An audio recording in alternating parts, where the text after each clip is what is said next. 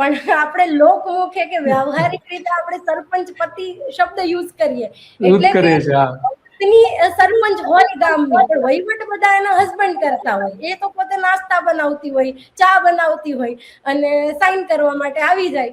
તો આ જે વસ્તુ છે એ આપણે જોવી પડશે કે, અને આમાં થાય છે કેવું કે જ્યાં જ્યાં જે સીટ અનામતમાં જતી રહે, અથવા તો જે ભાઈ ઓલરેડી ચૂંટણી લડતા હોય પુરુષ, એની ઉપર કોઈ એવો ફોજદારી કેસ દાખલ થઈ જાય કે પોતે ચૂંટણી ના લડી શકે, યા તો એવા કોઈ કાંડ કરી નાખે, તો ત્યાં પછી પોતાની પત્નીને, પોતાની દીકરીને કે બેનને આગળ કરીને પોતે પછી પાછલે બારણે વહીવટ કરતા હોય છે.